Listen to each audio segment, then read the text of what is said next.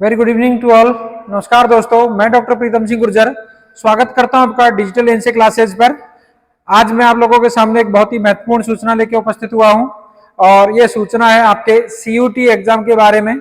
CUT exam आप सभी बच्चे कॉलेज में एडमिशन के लिए देते हैं, वो बीएससी एग्रीकल्चर के लिए भी होती है और सारे एग्जाम्स के लिए होती है। हम मोस्ट प्रेफरेबली जो बात करेंगे बीएससी एग्रीकल्चर को लेकर बात करेंगे। तो सीयूटी के एग्जाम के फॉर्म आउट हो गए हैं। कब से फॉर्म स्टार्ट है, कब तक भरे जाएंगे, क्या उसकी करेक्शन डेट है, क्या उसकी लास्ट डेट है, कब एग्जाम होगा, कौन कौन से डॉक्यूमेंट्स अपने को रिक्वायरमेंट रहेंगे और क्या इसमें सिलेबस आएगा, इस पर हम एक बात करेंगे। और सभी बच्चे इस वीडियो को ज्यादा से ज्यादा शेयर करें, लाइक करें, चैनल को सब्सक्राइब करें ताकि और बच्चों को भी इसमें आपका सहायता से और उनको फायदा मिले। तो मैं शुरू करता हूं आज का आपको जो सूचना है उसके बारे में। कब सीयूटी का एग्जाम स्टार्ट हो रहा है, तो ऑनलाइन जो फॉर्म स्टार्ट होंगे, सीयूटी के फॉर्म जो स्टार्ट होंगे, स्टार्ट डेट जो है अपने पास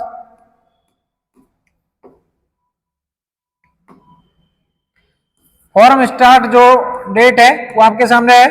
27 फरवरी से फॉर्म स्टार्ट हो चुके हैं, मतलब कल से फॉर्म स्टार्ट हो चुके हैं। आज 28 फरवरी है, 27 फरवरी से फॉर्म स्टार्ट हो गए हैं। 26 मार्च इसकी लास्ट डेट है फॉर्म भरने की। लास्ट डेट क्या है? 26 मार्च। कब तक भर सकते हैं? ये आप रात को 11:50 तक भर सकते हैं, लेकिन आप अंतिम तिथि का इंतजार नहीं करते हुए पहले ही अपना फॉर्म भर दें तो ज्यादा सही रहेगा। अंतिम तिथि तक साइट बिजी चलती है, फॉर्म भरने में कोई गलती आ जाती है या छूट जाता है तो समस्या आएगी। आप जल्दी, जितना जल्दी हो सके अपना फॉर्म भर दें। तो ये आपके लास्ट डेट फॉर्म भरना स्टार्ट हो रहा है, 27 फरवरी से स्टार्ट हो रहा है, 26 मार्च इसकी लास्ट डेट है। 1 महीने तक फॉर्म आपके चलेंगे। ये नेक्स्ट पॉइंट हमारे पास आ रहा है कि last date of successful transaction of fees through credit card, debit card, net banking और यूपीआई। फीस हम किस किस के थ्रू भर सकते हैं? आप क्रेडिट कार्ड से भर सकते हैं, डेबिट कार्ड से भर सकते हैं, नेट बैंकिंग के थ्रू भर सकते हैं और यूपीआई से पेमेंट आप कर सकते हैं। कब तक कर सकते हैं? ये 26 मार्च 2024 कोई 11:50 रात के 11:50 तक, मतलब जो लास्ट डेट है फॉर्म की उस डेट तक ही आप इसकी फॉर्म फीस भर सकते हैं और उसके बाद फॉर्म फीस नहीं भरी जाएगी। फॉर्म भर दिया, फीस आपने नहीं भरी तो फिर आपका फॉर्म बाद में आगे रिजेक्ट हो जाएगा। इसलिए इस डेट से पहले पहले आपको अपना फॉर्म सबमिट करके उसकी फीस भर देनी है, जो भी फीस है वो। नेक्स्ट पॉइंट, फीस थोड़ी अपने फीस कितनी थी वो नहीं लगे। यदि आपके फॉर्म भरते टाइम आपसे यदि कोई गलती हो गई है छोटी मोटी और उस गलती को आप यदि देखते हैं कि क्या, तो उसको आपको करेक्शन करना है।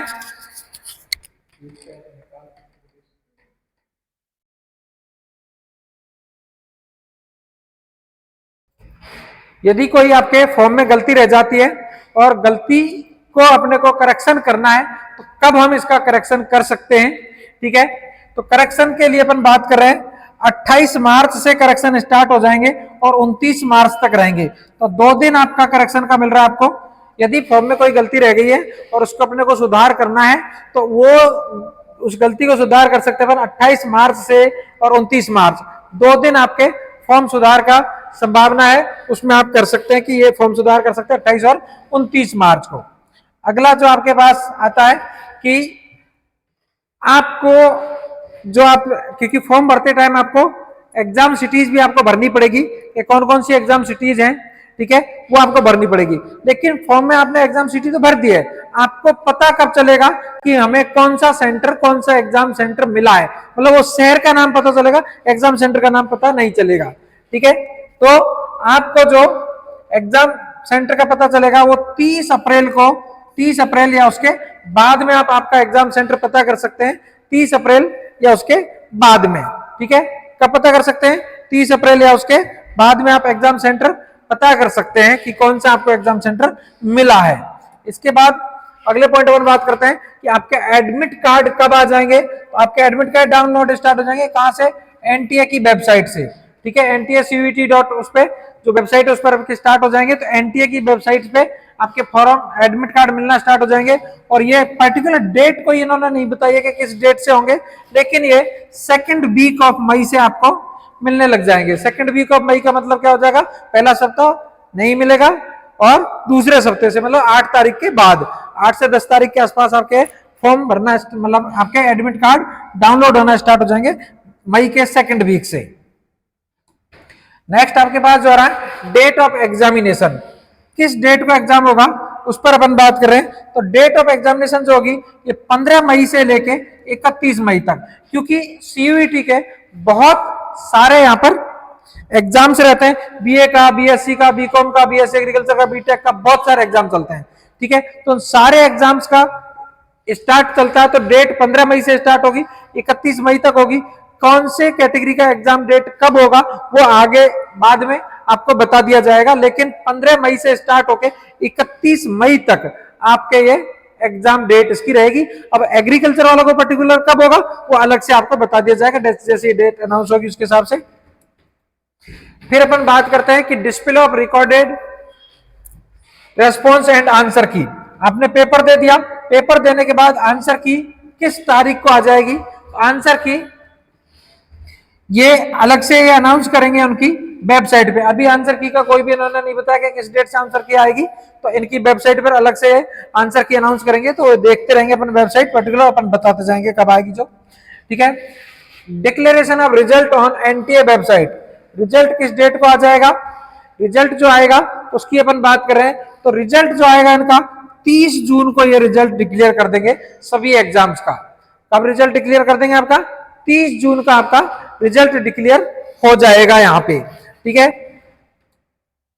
इसके बाद क्या क्या डॉक्यूमेंट्स आपको चाहिए फॉर्म भरते समय, कौन कौन से डॉक्यूमेंट्स आपको आवश्यक है फॉर्म भरते समय।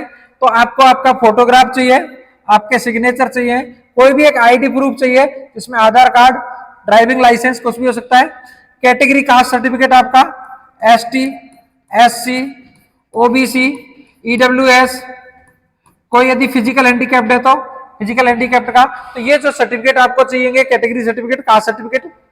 अदर सर्टिफिकेट आपका दीजिए, आप बीपीएल परिवार में आते हैं, यदि आपका कोई हैंडीकैप्ड है, एक्स सर्विसमैन है, जो भी कैटेगरी है उसका आपको सर्टिफिकेट चाहिएगा। आपको 10th और 12th की मार्कशीट चाहिए। जो बच्चे इसी साल 12th में अपियर हो रहे हैं उनको 12th की मार्कशीट की आवश्यकता नहीं है, वो अपियरिंग करेंगे तो उनको 12th की मार्कशीट की आवश्यकता नहीं है, उनको केवल 10th की चाहिए। जो 12th पास कर चुके हैं उनको दोनों चाहिए, 10th और 12th की। आपको यदि आप 12th में इस बार एग्जाम दे रहे हैं तो 12th का आपको रोल नंबर चाहिए। जो अपियरिंग स्टूडेंट है इस साल जो 12th का एग्जाम दे रहे हैं उनको 12th का रोल नंबर चाहिए, और आपकी बैंक पासबुक की कॉपी चाहिएगी। बैंक पासबुक की क्या चाहिएगी आपको, कॉपी चाहिएगी। ठीक है, यहीं पर मैं आपको फॉर्म फीस बता देता हूं कि फॉर्म फीस आपकी कितनी लगने वाली है। तो फॉर्म फीस आपकी जो जनरल कैटेगरी के स्टूडेंट हैं उनकी 1000 है, जनरल कैटेगरी स्टूडेंट की फॉर्म फीस है 1000। ईडब्ल्यूएस, जनरल में ईडब्ल्यूएस कैटेगरी है, और ओबीसी कैंडिडेट, ईडब्ल्यूएस ओबीसी, इनकी 900 रुपए फीस है फॉर्म फीस। और एसटी, एससी और फिजिकली हैंडीकैप्ड पीएच कैंडिडेट उनकी 800 रुपए फॉर्म फीस है। तो ये आपकी फॉर्म फीस है कंप्लीट। कौन से कैटेगरी के बच्चे के लिए कितने फॉर्म फीस लगेगी वो आपके सामने यहाँ पर मैंने बता दी कि जनरल के जो सामान्य वर्ग से जो बच्चे आ रहे हैं उनकी फीस होगी 1000 रुपए। सामान्य में जो विशेष पिछड़ा वर्ग है ईडब्ल्यूएस और ओबीसी उनकी होगी 900 रुपए। एसटी, एससी और पीएच कैंडिडेट की फीस होगी कितनी, 800 रुपए। तो ये आपकी फॉर्म फीस हो जाती है। ये आपको डॉक्यूमेंट्स की आवश्यकता होगी। नेक्स्ट अपन बात करेंगे क्या सिलेबस रहेगा। आपको यदि कोई भी डाउट है तो एनसीए के नंबर से 37737284834 7737284834 पर या 9214534834 इस नंबर पर आप कांटेक्ट करके अपने जो भी डाउट है उनको क्लियर कर सकते हैं। क्लासेज के लिए भी आप इन नंबर पे संपर्क कर सकते हैं। ऑनलाइन क्लासेज और ऑफलाइन क्लासेज दोनों अपने 30 मार्च से स्टार्ट हो जाएंगे बैच। बात आ रही है कि सिलेबस क्या रहेगा एग्रीकल्चर वाले स्टूडेंट्स के लिए, जिनको बीएससी एग्रीकल्चर करना है उनके लिए क्या सिलेबस रहेगा। ठीक है, यूनिट फर्स्ट आपकी क्या आ रही है एग्रीकल्चर में, हॉर्टिकल्चर। हॉर्टिकल्चर में क्या क्या चीजें आएंगी आपको दिख रहा है, इसका आपको डिस्क्रिप्शन में आपको पीडीएफ भी मिल जाएगा, सिलेबस का पूरी डिटेल भी मिल जाएगी, ठीक है, तो वहां से आप देख सकते हैं। Role of vegetables and fruits in diversification of crops, human diet and food processing industry, ये आपका एक पॉइंट हो जाता है। Ornamental, landscaping designing, orchard location, vegetable gardening, ये आपको मिलेगा, ये आपका आएगा। Planting method, pruning, training, frost, intercropping and sunburn protection, trees, shrubs, climbers, annuals, perennials, cultivation, marketing and processing of fruits, vegetables and flowers, preparation of product like ketchup, jelly, jam और chips कैसे बनाते हैं इनके बारे में आपको बताना रहेगा, उनके रिलेटेड क्वेश्चंस आएंगे। Methods and principles for preserving fruits and vegetable, food और वेजिटेबल्स को खराब होने से कैसे बचाना है, उससे रिलेटेड जो चीज होंगे उसके मेथड्स होंगे, ये आपका हॉर्टिकल्चर का रहेगा। इसके बाद सेकंड यूनिट आपकी इसमें एग्रीकल्चर में आएगी, एनिमल प्रोडक्शन, जिसे आप पशुपालन भी आप कह सक रहे हैं। इसमें क्या क्या चीज आएगी आपकी, रिलीवेंस एंड सिग्निफिकेंस, क्या क्या आएंगे, significance of live stock in agriculture, white regulation in India और पोल्ट्री फार्म इसका आ जाएगा। Distribution India, essential foreign and Indian breeds like cow, buffalo etcetera, care and administration, ये आपकी गाय भैंस और आदि की आपकी जो हैं ब्रीड्स नस्लें उनके बारे में। Housing system for live stock and poultry, मतलब मुर्गियों के लिए और जानवरों के लिए रहने की जगह के बारे में जो बात आपको करनी है। Techniques and principles of feeding, उनको खाना किस तरीके से खिलाना उसके बारे में। The management of the lactating in pregnant animals, जो एनिमल बच्चों को दूध पिला रहे हैं या जो प्रेग्नेंट है उनके बारे में, उनका मैनेजमेंट कैसे करना है। 6 ट्रॉक्स, लेयर्स, काब्स एंड ब्लॉक्स, इन सब के बारे में इनको बता करना है। साइंस ऑफ इल एनिमल्स, बीमार यदि है कोई जानवर बीमार है तो उसके क्या सिम्टम्स है, क्या साइंस है, क्या है उसके। कॉमन डिजीज कौन कौन सी है, poultry and cattle, for example पशुओं में और मुर्गियों की सामान्य जो डिजीज कौन कौन सी उसके बारे में। रेंडरपेस्ट डिजीज है, ब्लैक क्वार्टर्स है, फूट एंड माउथ डिजीज है, मैस्टाइटिस है, हेमरेजिक सेप्टिसीमिया, इन डिजीज के बारे में बात करनी है। The prevention and treatment of the coccidiosis, coccidiosis का प्रिवेंट और उसका रोकथाम कैसे करेंगे। Foul pox and Ranikhet sickness, artificial insemination, sperm preservation, artificial insemination, collection, dilution and reproductive organs, artificial insemination in cattle. तो ये सारी चीजें इसमें आपके आएगी। Improvement milk and milk product process and marketed as livestock goods, तो ये आपका पोल्ट्री का पोर्शन हो जाता है कंप्लीट। इसके बाद आपका आता है प्लांट प्रोडक्शन, ठीक है, पादप उत्पादन, प्लांट प्रोडक्शन, मतलब एक तरह से एग्रोनॉमी की अपन बात कर सकते हैं, ये एग्रोनॉमी का पोर्शन है आपका। मोस्टली आपका सिलेबस है जो 12th वाला है, जो 12th में soil, soil fertility, fertilisers and manure, soil its pH structure, soil fertility, soil texture, soil organism, soil tilth and soil health, nutrients in plant, functions and symptoms of the lack of nutrients या पोषक तत्वों की कमी से कौन कौन सी बीमारी हो सकती है, उनके सिम्टम्स क्या है। इंडिया सॉइल टाइप, कौन कौन से प्रकार की मृदा पाई जाती है भारत में, देयर कैरेक्टरिस्टिक्स, उनके गुण क्या क्या है। ऑर्गेनिक मैन्यूर, ठीक है, conventional fertilisers including simple, complex and bio fertilisers and integrated nutrient management system. Introduction, food grain production, जो फूड ग्रेन मतलब अनाज के, जो अनाज है उसका प्रोडक्शन कैसे करें, उसके गोल्स क्या क्या है, अचीवमेंट क्या है। इंडिया साइंस इंडिपेंडेंस, आजादी के बाद भारत ने कितनी ग्रोथ करी है उसके बारे में, as well as future predictions, sustainable crop productions बाद में कितनी हो सकती है उसके बारे में। Commercialisation of agriculture and its use in India, classification of field crop based on their utility including cereals, pulses, oil seeds, fibre, sugar and pasture crops, तो ये सारी इसमें क्रॉप्स के बारे में बात करनी है। क्रॉप इरिगेशन, सिंचाई के बारे में।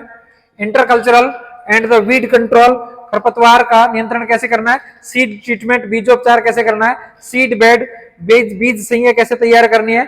Method and timing of the sowing, planting, किस तरीके से उनका अपने को प्लांटेशन करना है।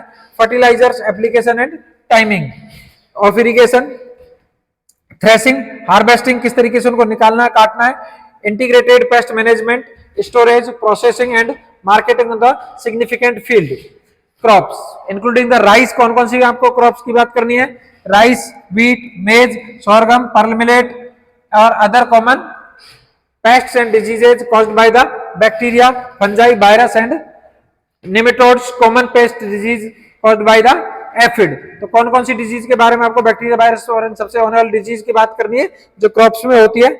फिर फोर्थ आता होगा वीड कंट्रोल। वीड कंट्रोल मतलब आपका क्या होगा, खरपतवार नियंत्रण। उसके प्रिंसिपल्स क्या क्या है वीड कंट्रोल के, वीड कंट्रोल के मेथड कौन कौन से, केमिकल मेथड, कल्चरल मेथड और mechanical method, biological method and integrated weed management, ये सारे मेथड्स पर बात करनी है। इरिगेशन एंड ड्रेनेज, सिंचाई के बारे में अपन को बात करनी है। सोर्स ऑफ इरिगेशन, कौन कौन से सोर्स ऑफ इरिगेशन है, जैसे रेन, वर्षा वाले, केनाल्स, आपकी क्या हो गई, केनाल्स आपके जो नहरें हो गई, टैंक्स आपके हो गए, रिवर्स आपकी नदियां हो गई, बेल, कुएं हो गए, ट्यूबवेल वगैरह, इन सबसे आपको करना है।